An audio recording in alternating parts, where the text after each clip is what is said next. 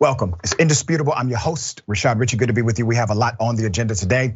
Breaking down news of the day, my contributor, none other than my big homie, Rickey Smiley. Rickey, thank you for joining us again on Indisputable. How are you, sir? I'm good today. Thank you for having me. Excited to be here. We're excited to have you. All right. Top story of the day. Date from hell. A white female kidnaps, duct tapes, and stabs a black male during a Tinder date. Let's put a picture up full throttle here. All right. She could be incarcerated right now for murder. Let me give you the background as to what happened. According to the police, a Colorado woman decided to duct tape, stab a 21-year-old black male Tinder date. She orders Doordash while he bled. The victim barely escaped with his life. The officers arrested Lauren Marie Dooley and charged her with second-degree kidnapping, a class 3 felony, 2 counts of assault in the second degree, a class 4 felony, menacing, a class 5 felony, and false imprisonment, a class 2 misdemeanor. According to WKRC, Dooley appeared in an El Paso County court on Thursday, October 6th. I have significant background to this extreme story. The victim was 21 years of age, a black male who met his attacker on the popular dating app.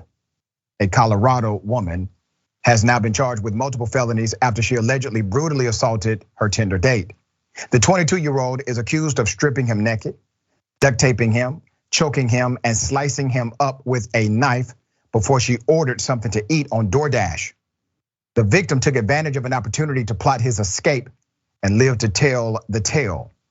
The person told the dispatcher he or she could hear someone saying, "Because you cut me and you're going to kill me," and said he was bleeding all over the bed.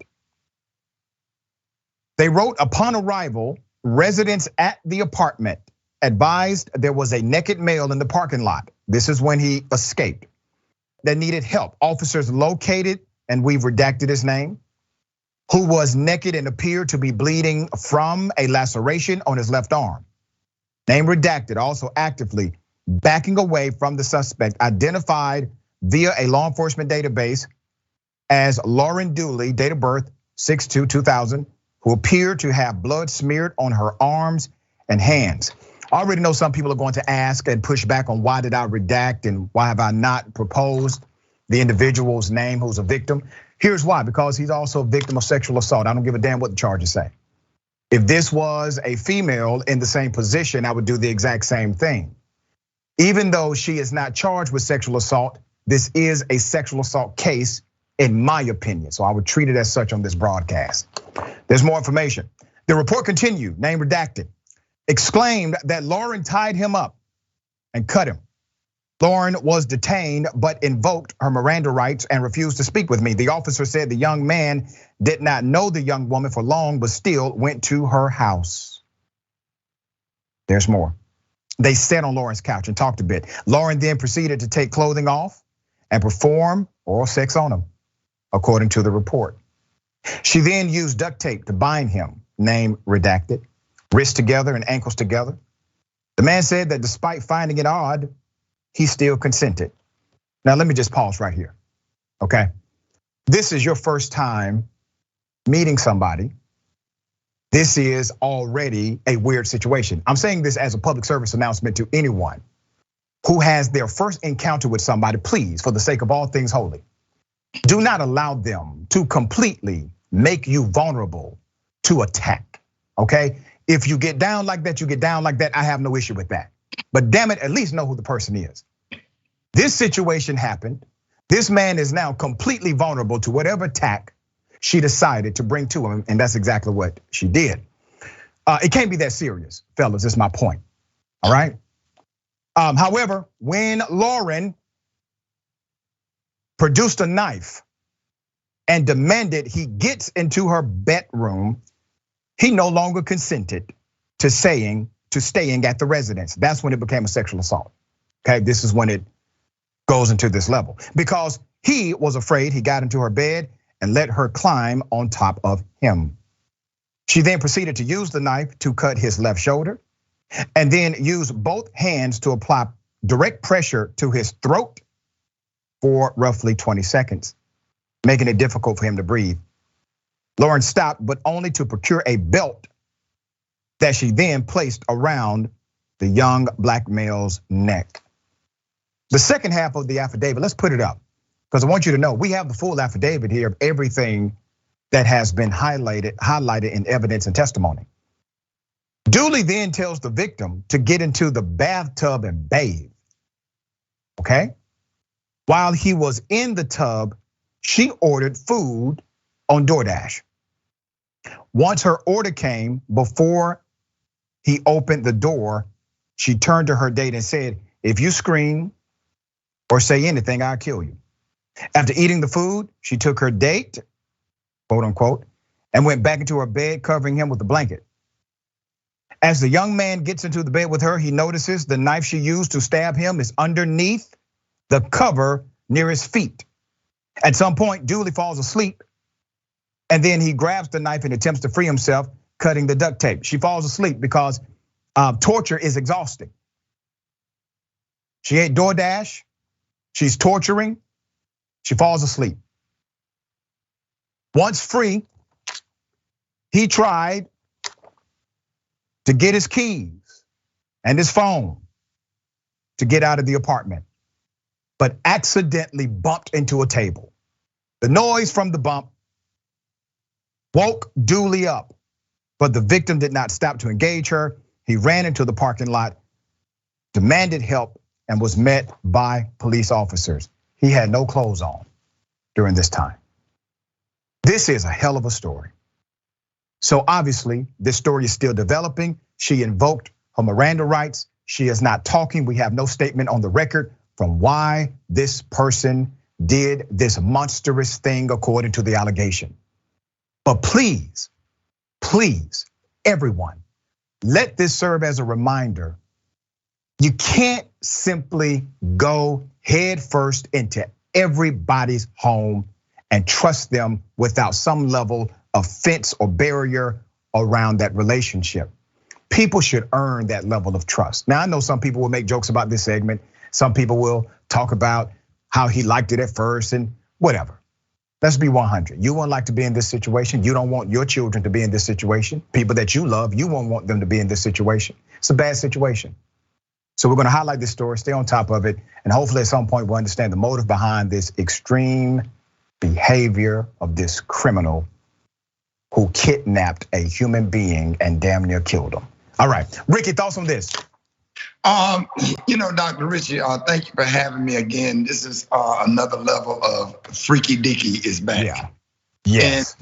And like you said, going into situations like that head first could be dangerous. Like you just can't do anything, and put yourself in a predicament where you just walk in the house and you're dealing with the next up and coming female version of Jeffrey Dahmer. Yep.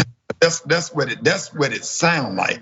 And the Doordash, and you said that torturing, somebody being tortured is exhausted and she's sleepy. Now she's sleepy, and he was able to take the knife and cut himself loose. She should get life in prison, should never be able to see the light of day again. And I hope that she do get a sexual assault charge along with the kidnapping, attempted murder, menacing, and false imprisonment. She should never get out of jail again.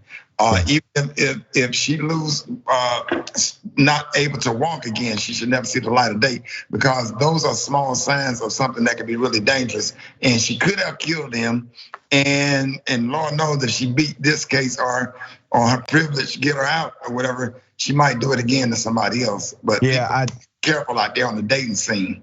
Damn right. And listen, it's pretty conclusive that this was planned by how things worked out. You got to think about it. She had all of the material there.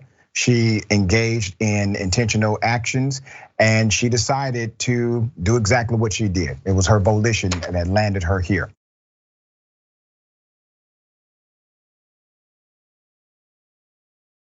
We have an update to a story we brought you right here exclusively from Indisputable. Here's the video of what appears to be a police officer stealing money from a bank robber. Here it is.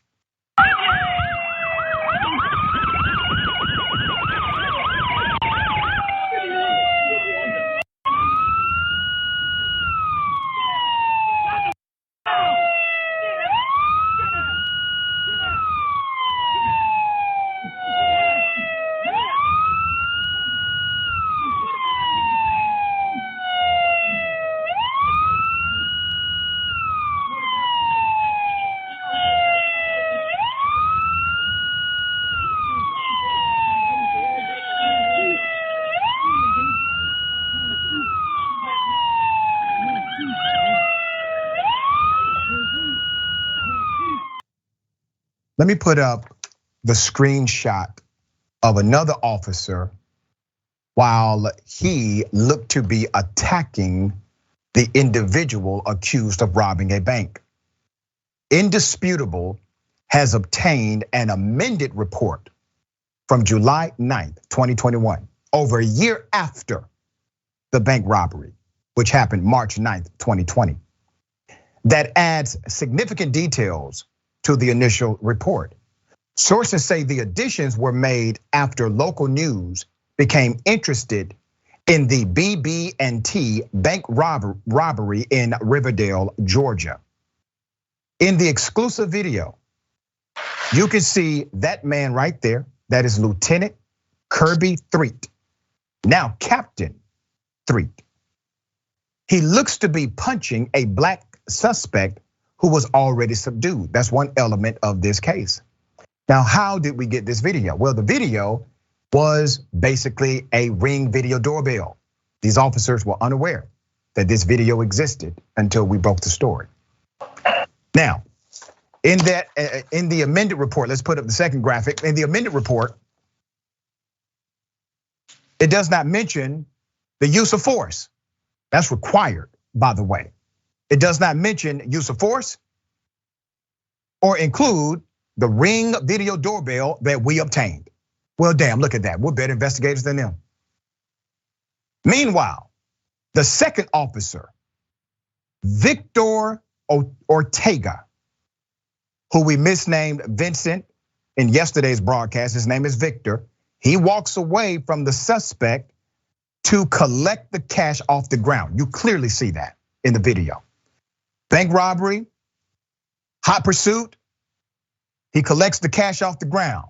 What? Why are you picking up the money? I know some would say, well, he must have been organizing the money.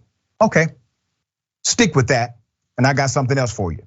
A police officer who spoke to us on the condition of anonymity said, and I quote, the evidence should have never been touched from the ground.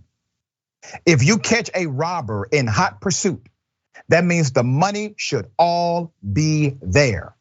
Not everything was recovered. Every penny should have been accounted for in evidence, according to a current police officer with the Riverdale PD. You know why he has to speak under the condition of anonymity? Because he's scared of the police. I am not. Let's put up the report. We have the leaked report now. Let me tell you what you're looking at. The leaked report shows about $1,800 was taken into police custody. Remember that number, 1,800, about 1,800. At the moment, we are trying to verify from our sources how much money was actually allegedly stolen by the suspect to determine what could have been allegedly pocketed by Officer Ortega. We do not have all of those facts in evidence yet, but we are looking. The reality is, the police report initially did not have this information on it, and they were allowed to amend the police report a year later. You mean to tell me you know more details a year later than you did on the day of? Also, only one police report existed from that day, only one, and it was from Ortega, the man you see on the video. That's according to the information we have received. Let's go ahead and put them up. The chief and the mayor Now, I'm including the mayor now because they have refused to return the emails of my production team. Chief Todd Spivey, chief of police, and Mayor Evelyn Dixon have not responded to requests or comment about the allegations made by our sources connected to their police department. But it is worth noting that city council actually canceled their scheduled meeting yesterday. All right. Now, why is this so important to you? Why should you be concerned about this?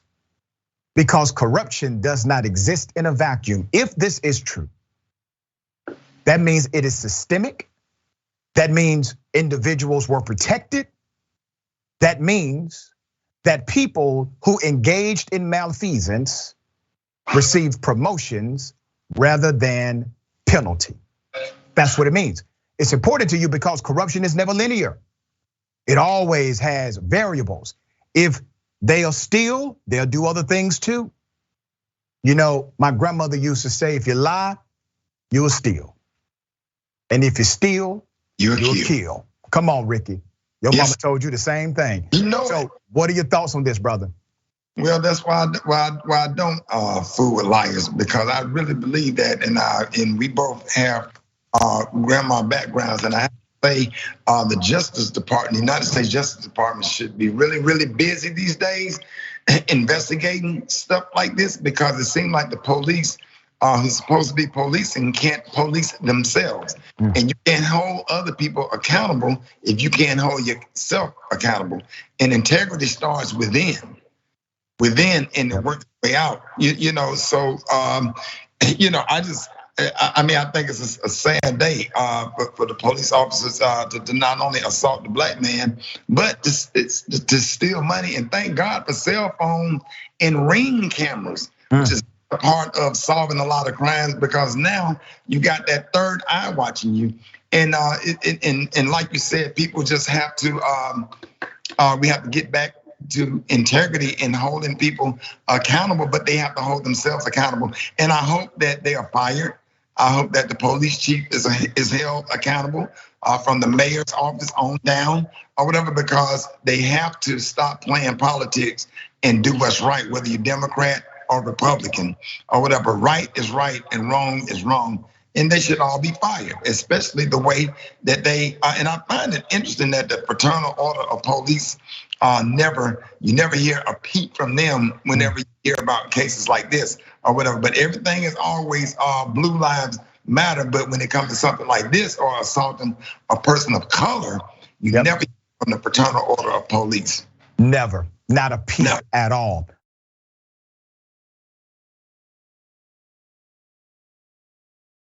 All right, Giuliani, Rudy, damn Giuliani, has now praised the slaughtering of natives in the United States of America. Let me show you how he did it. Here's the video. Kill the hero. Well, Columbus is probably the first hero. And there's no evidence that he did any of these things. In fact, most of the atrocities they're talking about occurred 30 years after he left. If anything, he was benevolent. He tried very, very hard to avoid the wars that went on. But I mean, look, the people he brought over with him, they weren't saints, they were soldiers. But the people there were living in the third world, including a third world of violence where they scalped each other and killed each other and raped each other. And this wasn't a civilization they came to. This was a third, fourth world country. They had no idea of what they were facing. Columbus did everything he could to control it. It got out of control 40 years later, and he's being blamed for it. Giuliani has gone full KKK. Understand exactly what he's saying is a sentiment held by the KKK in the United States of America. He is speaking directly to the base of the Trump audience, to the base of his supporters. He's talking directly to them. Let's be very clear. What Giuliani is saying is that basically Christopher Columbus did a positive thing by coming to America engaging in the insane violence against those who are native. Now, I want you to understand what he's doing here. He's reframing the narrative. This is why it's important to understand that history is his story. That's what he's doing. We can all agree Columbus Day is the fakest damn holiday on the calendar. At my college where I teach, no student is off on Columbus Day. The only Christopher we recognize is Wallace. Here it is, Jesse Waters. He had a very similar opinion. Once again, aligned with what the KKK says. Well, you can also say good things about this country. It doesn't have to be picking scabs every single day. That's also good relationship advice, Geraldo. Congresswoman Bush said two things. I need another sentence to go with that. Congresswoman Bush said two things that really dumb things. She says this land was stolen. This land wasn't stolen. We won this land on the battlefield and we bought it, right? We purchased Spain. We purchased Florida from Spain. We have the receipts. What do you want to give Florida back to Spain? How about the Seminoles? Spain probably wouldn't take it. Well, what about them, Geraldo? We won that territory on the battlefield. It was an ugly, brutal battle, but we won it. We're not just going to give everything back to the indigenous people of this country. That's just no civilization. What do the Moors come into Spain and conquer them for 800 years? The beef Dead is people legit. let's just give it back to Spain. It's just not reality.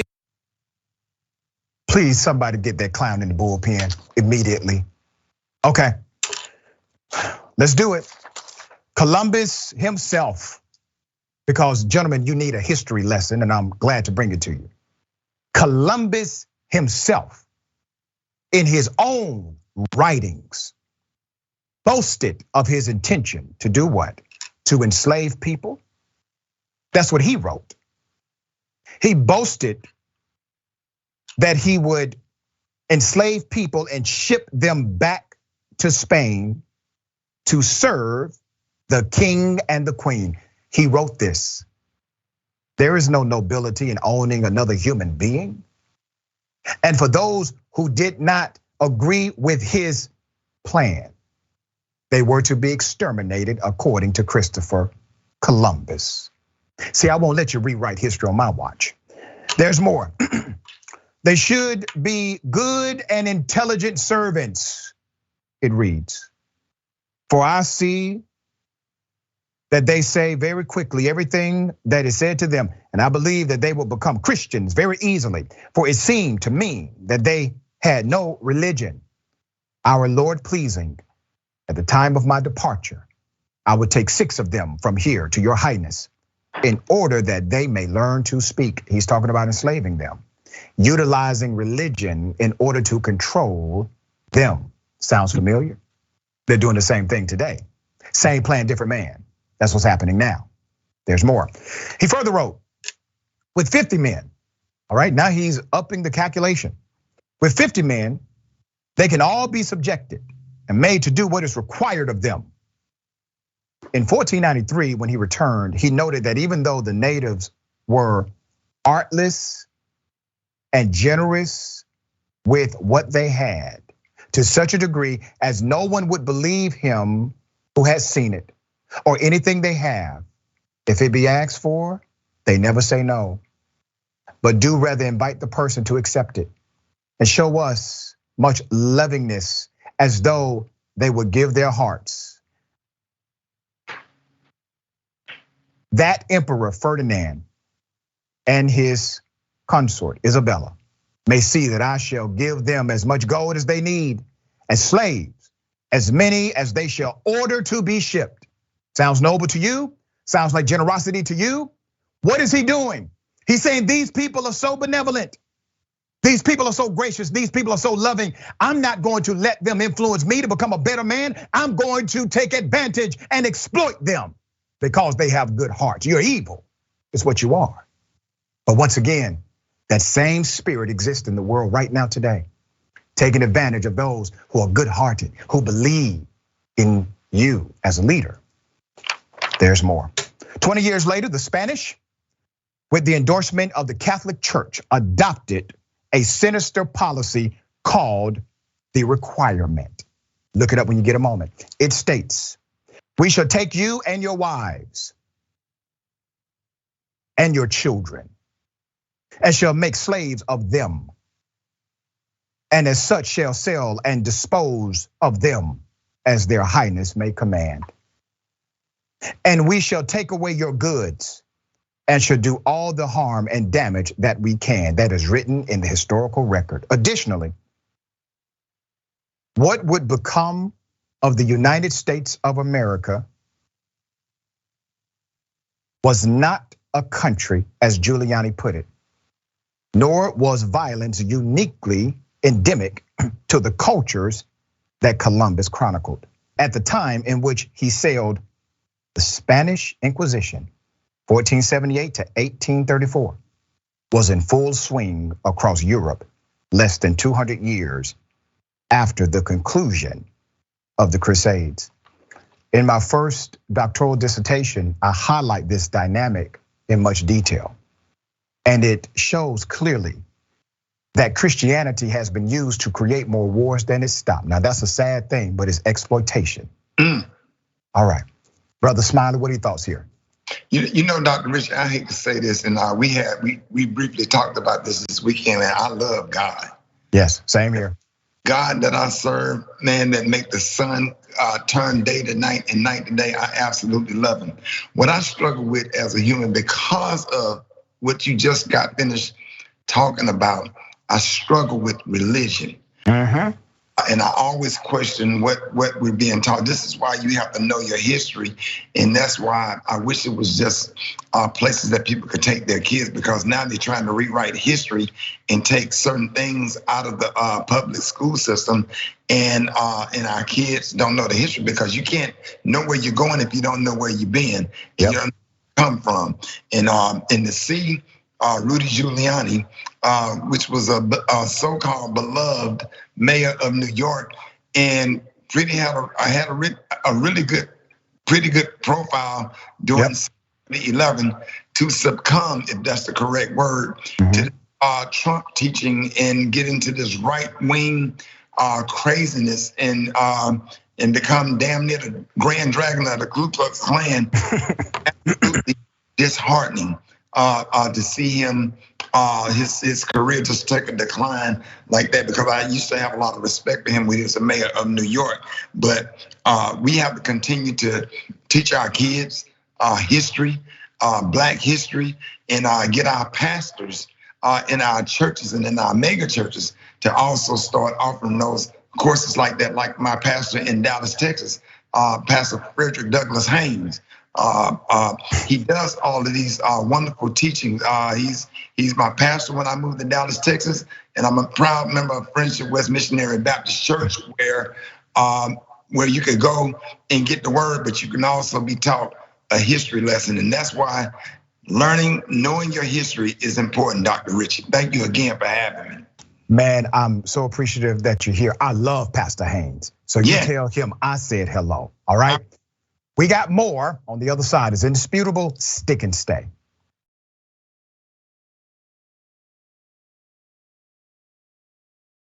Welcome back. We have a lot of show left. Let me remind everyone of our dear sister, Senator Nina Turner. I had her on my radio program this morning, and she is so excited. She is so excited about joining the TYT network full time. All right. So don't forget, Unbossed with Senator Nina Turner. That's coming to you. We just got a few days. All right. That's coming to you on the 17th. Make sure you subscribe to the corresponding YouTube channel that corresponds to the show. YouTube.com/Unbossed TYT. Nina will expose how the elites in government, media, and other sectors game the system and what you can do to fight it. All right. Very proud of our dear sister. All right, here's some comments. Let's get it. Next TYT reporter says, look, you seem like a nice person, but I'm gonna pass on the second date. Yeah, I mean, tie me up. No, not on the first date. All right. All right. Lynn says, Rudy is not in jail. Does that mean he paid what he owed to his wife? When she came out and said that man's check bounced. No way. She said his check bounced. I mean, she went to get a warrant for his arrest. That means, She don't care about the money because she knows you can't pay if you in jail. She hates him so much, she just wants him locked up. Right. Okay, damn that paid me my money back, girl, just take him to jail. I got something for everybody. Ladies and gentlemen, I wish a Karen would. You want to call the police on them for having a barbecue on a Sunday. You're still free! Back off! I'm going to tell them there's an African-American man threatening my life. What's your question? Did you vote for Donald Trump? Did I vote for Donald Trump? What do you think? No. Okay. Here's a question for you. Why would you ask me that in here knowing I'm the only Jew in this room? Are you trying to get me killed? If it makes you feel any better, I vote in New York. My vote doesn't matter there. It doesn't matter here either. It doesn't matter, guys. Everybody vote for whoever you want to vote. I don't care who you voted for. I'm just happy we're all here together. So you voted for Biden. I don't know. Why does it matter? Yeah. So what? Why does it matter? I can just tell by your jokes you voted for Biden. Why are we talking all right. about politics? I can tell by the fact that you're still talking when nobody wants you to that you voted for Trump.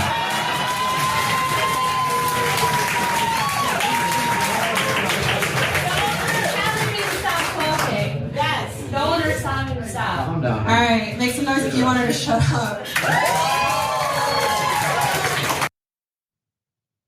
Masterful. I got more video. You see how that anti-Karen, the comedian, turned the tables in a professional way? Then it got violent. Here it is. But I did ask if anybody had any questions. I didn't think it was gonna be. That's on me. That was on me for thinking I could have a human interaction with somebody. That's my fault. No, look, I'm such an insecure person. Here, I'll tell you the rest of that bit, and then we'll move on. I'm so insecure. I went and got an IUD. Okay. Come on, buddy. Thank you. Yo, I'm never telling people ever again. Straight up or yeah.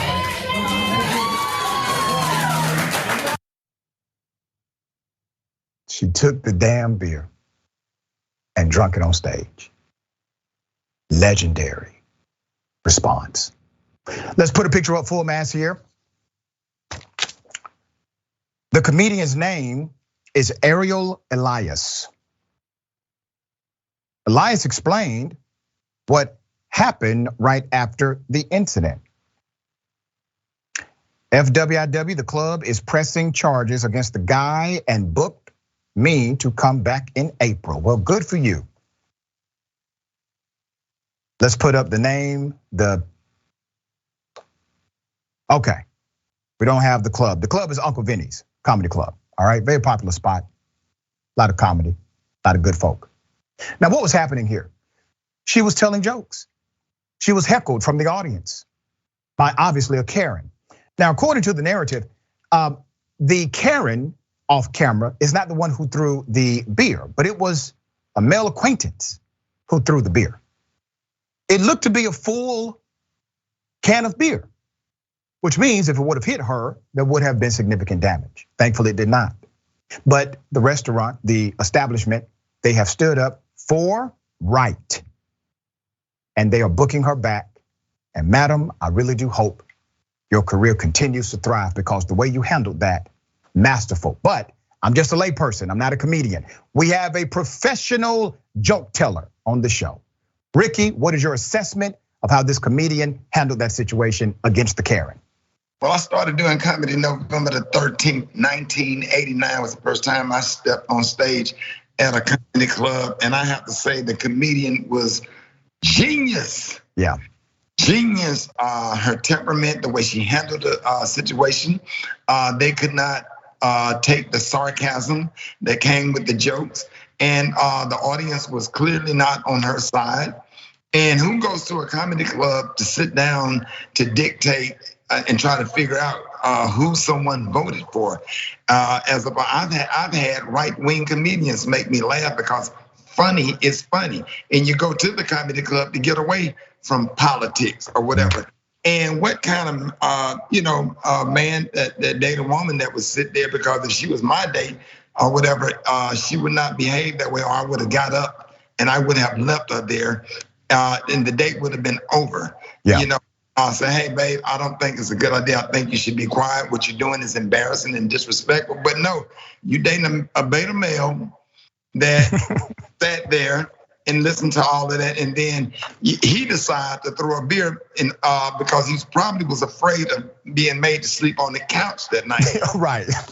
Supported his alpha female in that. So it was disrespectful, and people like that should never be allowed to go to a comedy club again. And I hope they both go to jail. Yeah, so it looks like obviously the establishment, they are pressing charges. Good for them. They are now booking the comedian back to come. And I hope the comedian press charges also and sue them. You know, it's not about the money, it's all about the principle of the matter and holding people accountable to their actions. So they'll fight before they do something like that again, Dr. Richey. That's right, and you can sue madam under the novel theory of assault, which means you had anxiety, you saw this assault coming even though it did not land. That moment, those seconds of that anxiety caused you emotional distress. That's how this works. Talk to a lawyer about it.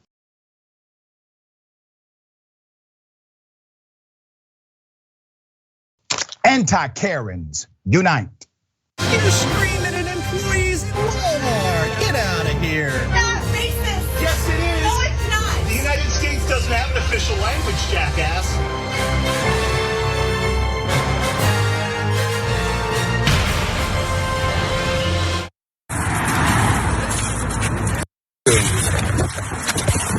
What are you doing, bro?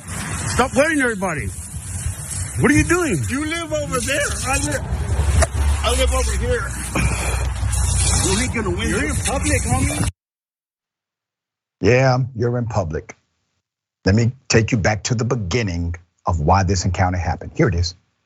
Okay, you stop wetting it and I'll move it. Well, you live over there, not over here. We're not even in your driveway, bro. We're in the neighbor's house. This is what we gotta do it.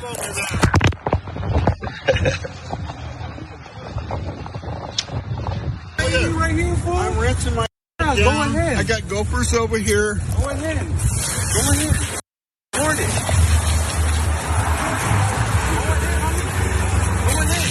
Go ahead.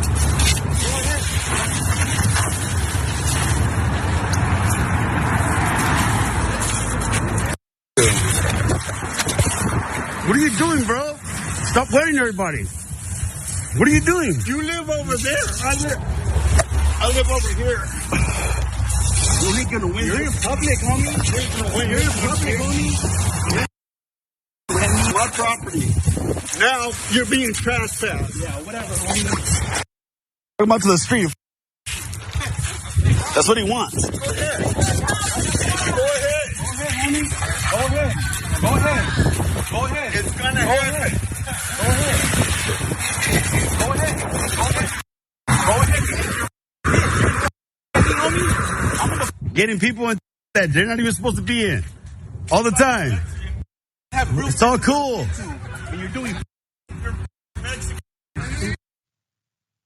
I do not condone violence, but I do condone snatching the damn water hose out of a male Karen who's out of control and spraying him with the same water he was spraying you with. I condone that. That was a good move. All right. Rickey, sometimes it's just better to be okay with having your bias on the inside. What are your thoughts? Let's just hope that it was holy water inside. Because sometimes, like the old song, "Rest in Peace, cool in the water." Yeah, that's right, cool in the water. You had to. You couldn't help yourself, brother. Yeah, I don't know, Dr. Richey. People just need to calm down. You know, that situation could have got really ugly. Yep. And those are situations that leads to bigger things. You know, like murder somebody in the house and got a gun and start shooting kids around. You know, it's an afternoon, everybody's outside or whatever. Something really bad could have happened. And sometimes you have to. I mean, all the time you should assess the situation and take control of yourself and your behavior for the safety of others. Because sometimes when somebody is right here, you have to be right here. You have to be the one to diffuse the situation. But he needed that water because water always does. Cooling water put out fires. and water to relax and have a good time. Water is good to drink when you're thirsty. Yes. So, but it wasn't a bad thing. And let's just hope and pray that the water is holy water, that He'll turn His life over and give His life over to the Lord and be baptized. There you go. Amen. There it is. All right, we got more on the other side. It's indisputable. Stick and stay.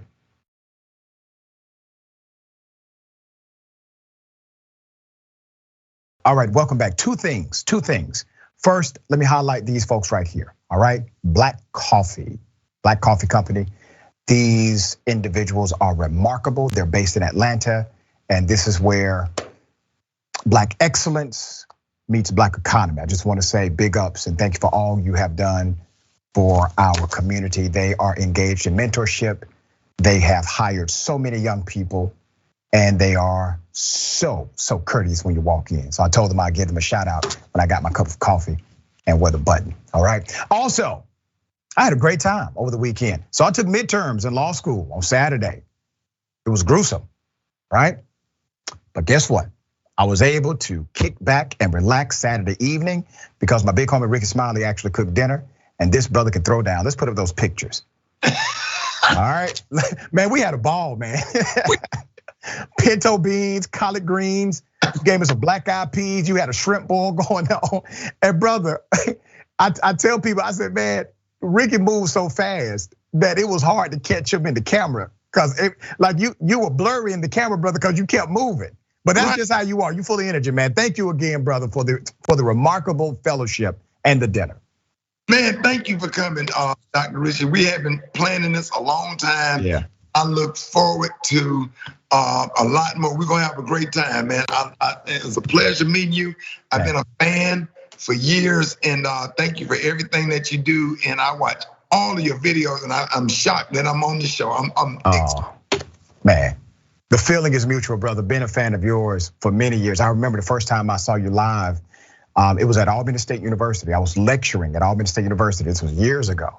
And you were in town. I paid that extra money to be on the front row. Yeah. And they said, listen, man, you gotta be careful, because that front row, that's a dangerous spot to be with Rickey Smiley. You did not get on me and my 3-piece suit, brother. I came so sharp. I said, I wish he would say something about my suit. I had to let you make it. You was clean with a K. That's right, clean with a K.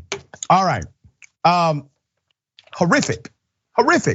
A teenager, 14 years of age, slammed by a resource officer in the school system, gets his skull fractured. Let me do this first. Let me bring up the shots we have, the screenshots we have of the footage in the hallway, okay? You see this footage, right? The officer slams this teenager. This teenager only weighs about 130, 140 pounds, okay? Let's go to the hospital bed. The cop injured this student so much, he had to be hospitalized. But the most serious injury was a skull fracture and permanent brain damage to the child. Permanent brain damage by the school resource officer. We got some work to do. Let's put up his picture, this cop, okay? This happened in Rockford, Illinois. A Rockford, Illinois high school student was brutally attacked by a resource officer. He was violently slammed by this cop. Not only has it been psychologically traumatizing, it has been physically dramatic.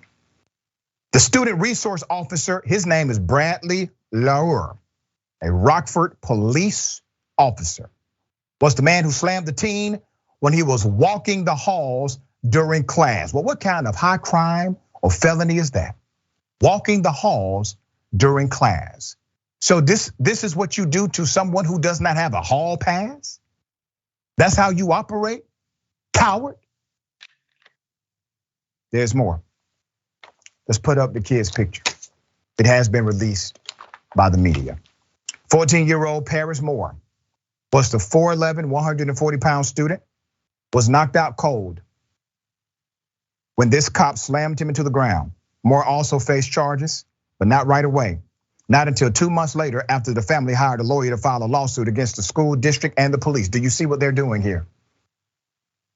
They filed lawsuit. They sought to file a lawsuit 2 months after this cop brutally assaulted their son. So what did the system do in response? They did not advocate for the child. They did not come out and say, we have a cop who is adverse to the values of this department. They said, okay, you want to do that? We're going to lock up your son. We're going to charge him with a crime now. See, if he committed a crime, he would have been charged that day. But see, there's no statutory code that makes it illegal to walk in a hallway during class. There's more. Moore was wandering, the kid was simply wandering the hallway during classes when the assistant principal tried to grab him, and then the cop approached him, slammed Moore to the hard floor, head first. You don't even treat an adult like that. This coward ass cop decided to do this to a 14-year-old child that barely weighed 140 pounds. That's what he decided to do inside of a school system. The reason why this makes me so upset is because he's in the school. He's at school. You got a chance. You have him there. Yeah, he's walking down the hallway, so what? You haven't walked down a hallway before? You haven't been late to a class before? I have. He's at the school. Do you think he wants to be at that school now? Moore had multiple scabs following the incident. Let's put those pictures back up. They hospitalized this child, skull fracture, scabs. Moore's grandmother, her name is Diane Morgan. She was called in by school officials saying that Moore had just failed. That's what the school officials said. They lied. That's why I'm calling them out today. They said, he just had an unfortunate tumble. He fell down. And all of these injuries happened because of a fall. What is that? That's called conspiracy. That's against the law too. Criminals are literally in charge of this school. When Morgan arrived to pick up her grandson, Moore was in a wheelchair, shaking while in handcuffs. Imagine picking up your child in that condition and the school system telling you, he just failed. It was his fault. The officer approached me and informed me that there was a little struggle, and just a little struggle. We were able to overcome that. Paris had slipped and fell and hit his head, according to the officer. Morgan took her grandson to the hospital when they found the true severity of his injuries. Thank God for a real grandmother who did not trust the word of that school official nor the cop and said, I'm taking my grandbaby to the hospital. I'm going to get to the bottom of this, and that's exactly what they did. The family did not believe that the school's account was accurate, given the size of the skull fracture. They demanded to see the school security video. They were not given that video immediately. They decided to hire an attorney. A month later, the video was finally turned over and showed what really happened. She says, and I quote, my son was laying there, not being able to move at all. Why? Because he has brain damage now. And said Stephen Moore's mother, Stephen Moore. They're just digging through his pockets, and he's just limp body laying there. That's on the video. Let's go ahead and put up the picture of the principal, okay, and the assistant principal. You have Auburn High in Rockford, Illinois, Principal Jennifer Kiefer and assistant principal Jonathan Gates. You see, the buck is supposed to stop with them.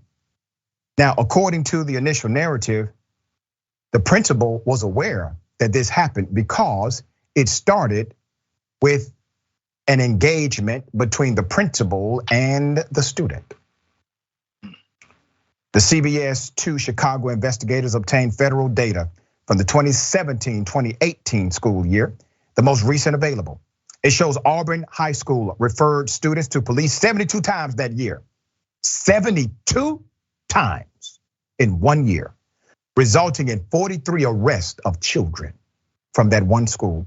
The data also revealed the school refers students more often to police than 94% of all other high schools in the whole United States of America. That includes some high school districts that have the most detrimental socioeconomic issues in that local community. They're beating all of them in arrest. Don't make them tell you or allow them to make you believe that arrest equates to crime. Just because a school system has a higher arrest rate does not mean they have high criminal activity, as you can see right here in this story. Let's put it up. Got the graphic. 2017, 2018 school year, 72 referrals to the police, 43 arrests. Rockford Public Schools superintendent. That's the guy in charge of everything, okay? Rockford Public Schools superintendent, Aaron Jarrett. That's him. Rockford School District and Police Department refused to comment on the head slam and the treatment of Paris. The family's attorney says they are filing a lawsuit next week. Damn it, file their lawsuit as fast as you can. Now, one of these executives, and that's what I call you because you're damn sure not public servants. I'm a former high school teacher myself. I would have exposed every single one of you. Now, to the teaching staff that's there, we already know your administrators are bull. They're straight full of you know what. But to the teachers that are there, this story should have came from you all. Somebody from the teaching ranks should have exposed this story to us. You may think that you're a good person because you don't body slam children. But if you know of that happening and you do nothing, you're not as good as you think you are. Stand up for these kids. You got into the teaching profession for the right reasons because it doesn't pay that much money. You got to get highly educated. You got to go through school, take tests, final exams, get a graduate degree typically. So I know your heart was in the right place at one point. I was raised by a school teacher. My mother who adopted me is a school teacher. Please make sure you are advocating for those children in every way possible, even outside of that school system. Rickey, thoughts here? The officers should go to jail for assault, child endangerment. You know, the abuse that he took from the tough guy, police officer or whatever. Anybody that had anything to do with this case, as far as administration-wise, should also be held accountable. Yeah. For these actions. This kid probably, you know, as you said, it's going to have permanent brain damage. And Dr. What is the whole purpose, like you said, what is the whole purpose of having a police officer in the school, which is supposed to protect the children, and he doing that kind of damage? You're supposed to be protecting the kids or whatever. Why couldn't you pull the kid to the side and have a conversation with him? Why are you always so aggressive, you know, towards children that you're supposed to protect? And walking down the hall, he wasn't walking down the hall with a weapon or walking down the hall drinking, smoking, or being violent towards other students or whatever. It just led to something, and that never should have taken place. I feel sorry for Paris more, and we pray for his family. I hope that he have a speedy recovery and can get back on his feet. But you know, in the way they tried to downplay the situation, anybody that had a hand in that, even if you saw it and didn't say anything, you should be held. They should be held accountable and never allowed to work around kids again. Because your first order of business is to protect the kids, right, and be, you know, and be an advocate for the safety of our children. So well said. I have a good friend who's a resource officer. He said his first obligation is to protect children. His second obligation is to mentor them. That's what he does. He loves his job as a resource officer. All right.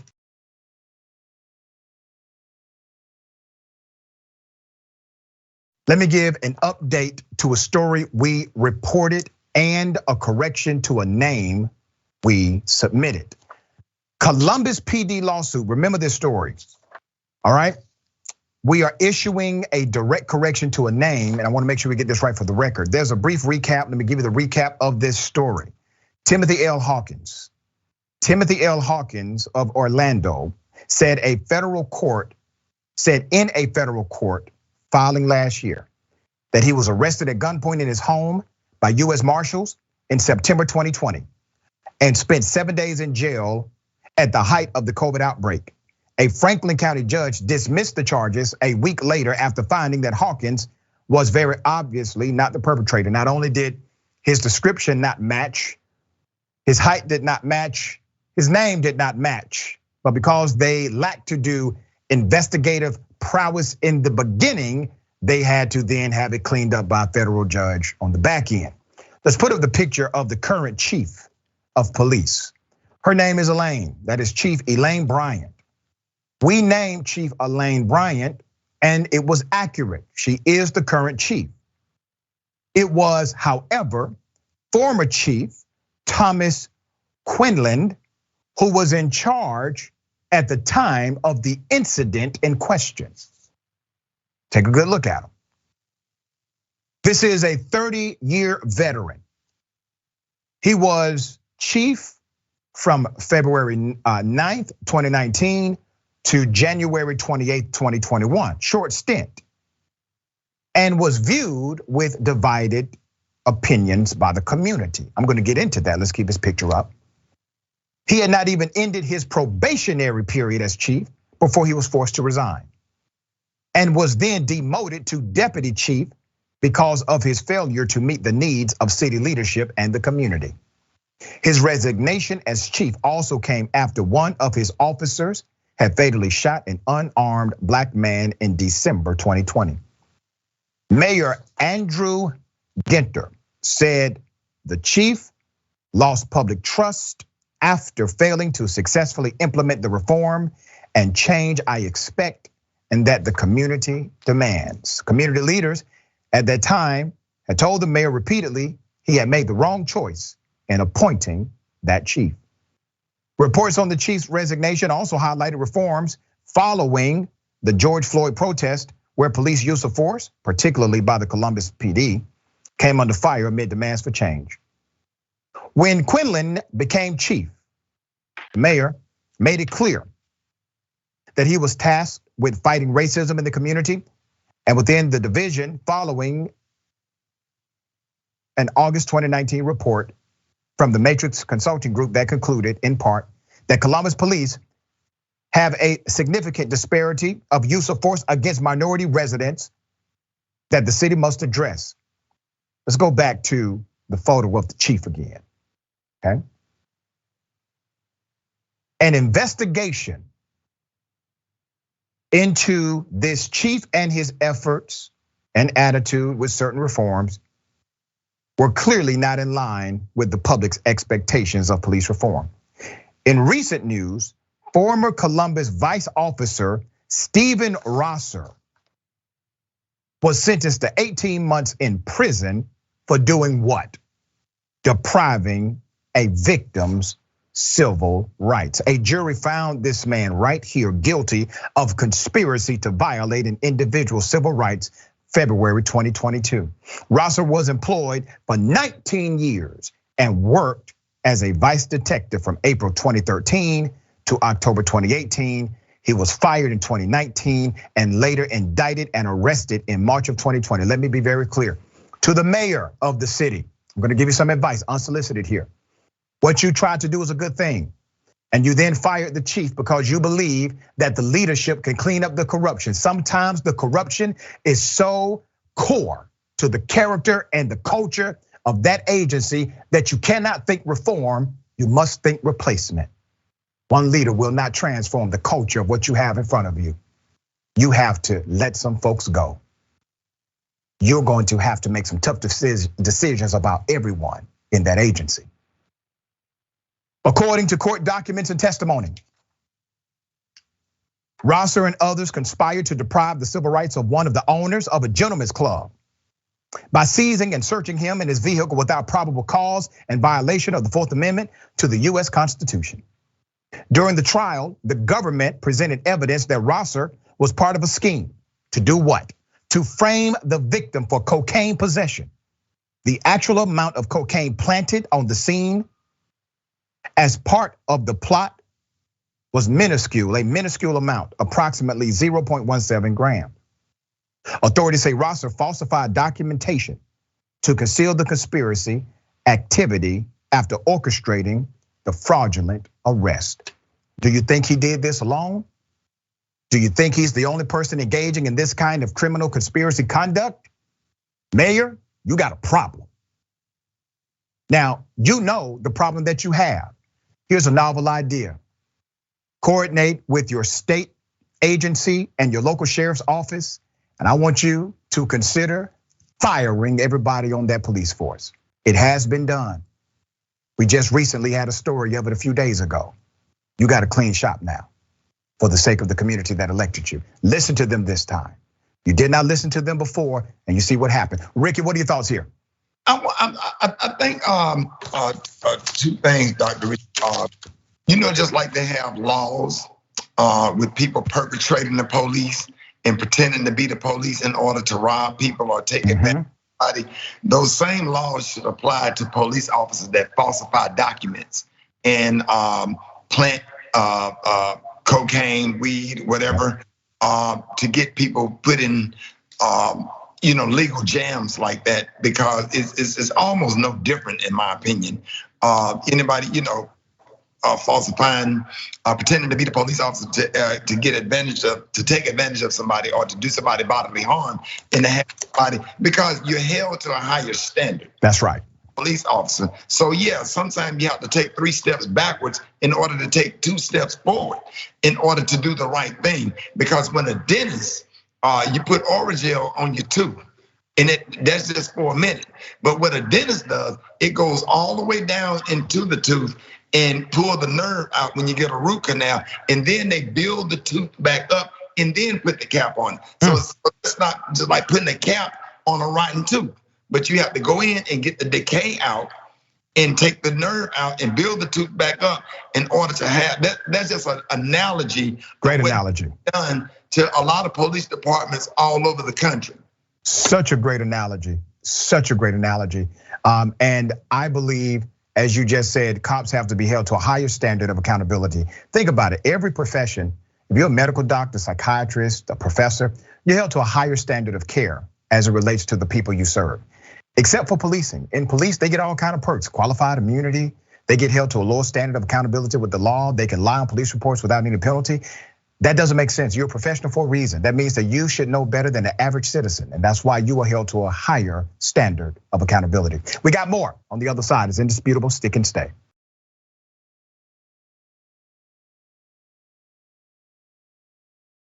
Welcome back. We have a lot of show left. Let me read some of these amazing comments. Always thankful for our live audience. Okay, Mickey C. the Silver Hat Dragon says, geez, Dr. Richey, you're in Albany, New York, and didn't visit me. I'm just a little over an hour north. I would have fed you too, LOL. Well, now I know that, Mickey C. Communication, all right? Thank you for letting me know. Bernie the Kiwi Dragon, Dr. Richey is the sort of person I'm amazed by, as if he can do 28 hours worth of work in 24 hours every day, not eating or sleeping. How is he able to do so much and still be full of energy? Well, Bernie, I'm gonna tell you this. I love what I do. I love what I do, and when I wake up in the morning, I'm full of passion, but purpose. I do not dread my days, I embrace them. But thank you for saying what you say. And people like you who provide support for this platform. So once again, defunding the police happening right in front of you. Family gets $12 million after a father died in police custody. Here's the clip. The video starts with police arriving on the scene after Prude's brother called them, saying Prude was experiencing a mental health episode. The footage shows an officer approach Prude, who was on the street naked. Get on the ground. Put your hands behind your back. Behind your back. Yes, don't move. Yes. Don't move. Yes, chill out, man. Don't move, all right, man? Yes, just don't move. Yes, sir. Prude complies with the officer's request and is then handcuffed. Jesus Christ, I pray, man. Let me go back. Give me them handcuffs, bro. Then 3 minutes after the initial encounter, officers place a spit sock over Prude's head to minimize exposure after they say he was spitting. It distresses Prude further. Yo, get the away from me. And when he does not comply and appears to try to stand, 3 officers get on the ground to physically restrain him and hold him to the ground. I'm already in it. Trying to kill me. One officer has his knee on Prude's back and the other is holding his head to the pavement while the spit sock remains on his head. Another officer can be seen putting his weight on Prude's head, who appears to be struggling to breathe. Mr. Prude is dead. Put up his picture. He should be alive today.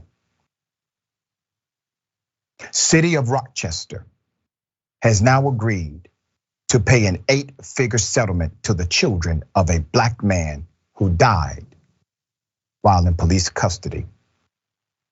Daniel Prude's family, after months of mediation, arrived at a mutually acceptable number. 2 federal judges approved a settlement of $12 million minus attorney fees and costs to go to their children, to go to the children of this male who should be alive, Mr. Daniel Prude. A grand jury opted not to level criminal charges against the officers involved, siding with their claim that they were following department training when they engaged Prude. I believe the grand jury got that part completely wrong. Let me give you background to the family and their legal pursuit to get a semblance of justice here. And believe me, they'd rather have this young black male alive than the money. Originally, Prude's sister filed the civil suit, but a judge later ruled they were the estate's rightful heirs. Of the settlement, $6 million is allotted for conscious pain and suffering compensation, with the other $6 million being compensation for monetary damages for the wrongful death of their father. The city did not pay any punitive damages to the children, who will only receive $8 million after paying the lawyers. They should have received punitive. Punitive is meant to be a punishment because of your actions. They received no punitive damage here. Months after the incident, the family was finally able to see the video as it was released to the masses.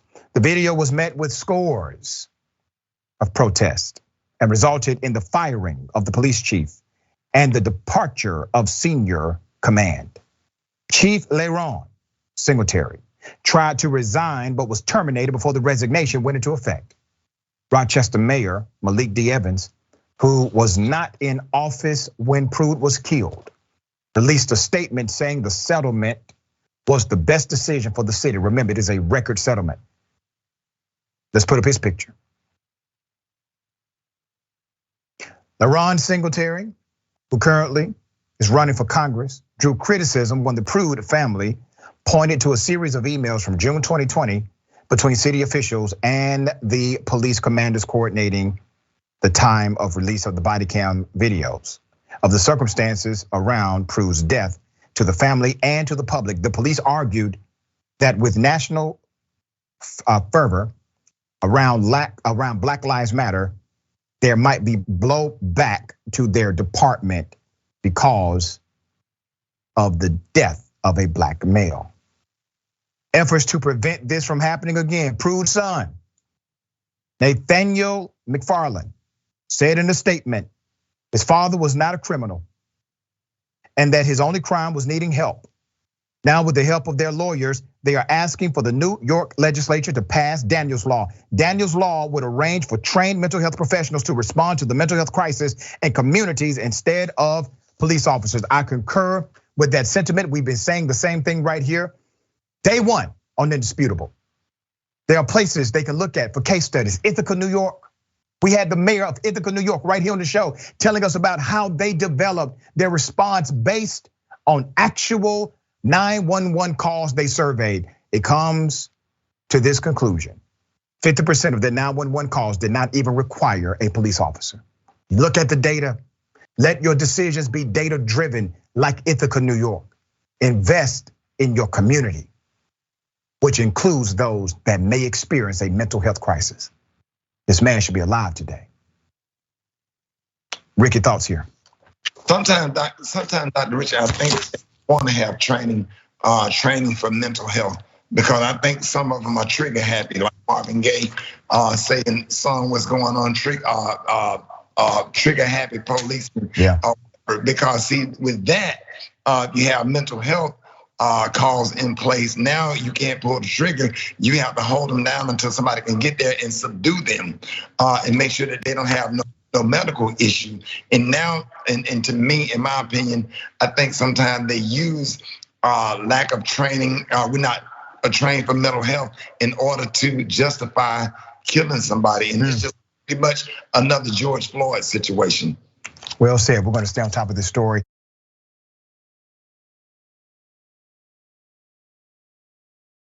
Let me give everyone an update to an exclusive that we brought you. Let's go to the video of an officer who claimed he was assaulted. That battery happened to him. Let's go to that video now. Okay, let me tell you what you're looking at. You're looking at Officer Antonio Vives standing outside of a Riverdale, Georgia Walmart. And according to him, he was assaulted. There was a battery committed against him. Now, as you can see, he's standing to obstruct individuals from walking into the Walmart. Several people pass him, some touch his clothing to get around him. Well, he arrested falsely a young man, okay? He arrested a young man.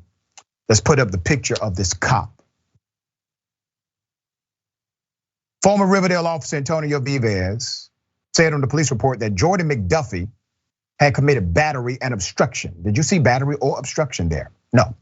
I got more evidence, I got more information, and I actually have his police report and his resignation in writing. And I'm going to expose what doesn't add up.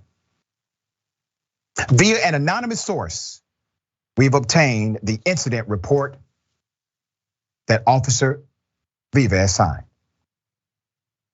Here's how that cop described the incident you just saw. He said, and I quote, "As I was standing in the doorway of Walmart, the offender, now known to me as Jordan McDuffie, said, 'Excuse me,' but then immediately ran into me and made physical contact with my body and my firearm, essentially pushing me out of his way." That's what he said on the police report. Lying on the police report is a crime. I have just exposed it directly to you. Here's what another officer said in the Riverdale Police Department about that cop. He said, and I quote, "You had to be careful with Vives. From what I saw, he only arrested black people." That's one of his colleagues saying that to us anonymously.